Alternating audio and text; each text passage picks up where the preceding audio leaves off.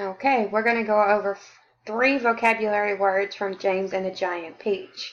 Our first word is going to be vast. In our book, it says, poor James, on the other hand, was still very much alive, and all at once he found himself alone and frightened in a vast, unfriendly world. Can y'all say vast? Vast. Vast.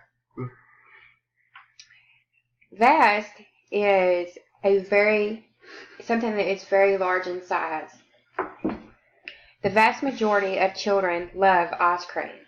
So that means most of the kids, all the kids, there's a big group. Some other examples would be the boy's knowledge of reptiles is vast. During Halloween, most children receive a vast amount of candy. Do you think outer space is vast? Yes. Large, yeah.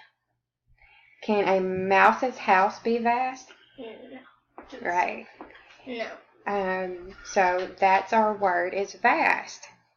Our second one is peculiar. After James Henry Trotter had been living with his aunts for 3 whole years, there came a morning when something rather peculiar happened to him. Can y'all say peculiar? Peculiar. Something that is peculiar is different or odd.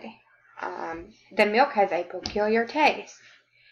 Some other examples would be some cheeses have a peculiar smell, which means it might be stinky or different from something that we've already had before. And gym socks definitely have a peculiar smell. Do you think fresh milk would have a peculiar smell? No, because it's not right. Right, because it's probably still good milk. Do skunks have a peculiar smell? Yes.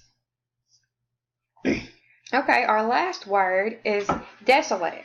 The garden which covered the whole top of the hill was large and desolate, and the only tree in the entire place, apart from a clump of dirt, old laurel bushes at the far end, was an ancient peach tree that never gave any peaches. Can y'all say desolate? Desolate. Desolate is something where there's really nothing growing. It's like empty? Yeah. Like the tree? Yeah, since nothing was growing on it, yes. The land was left desolate after a storm, which the storm took the tree away. An icy tundra can look desolate. And a child felt desolate after losing his favorite toy.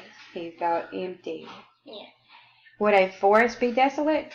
No. No, because there's lots of trees. Would a desert be desolate? Yes. Because there's nothing. Okay, y'all want to say desolate together? Desolate. Desolate. Thank you.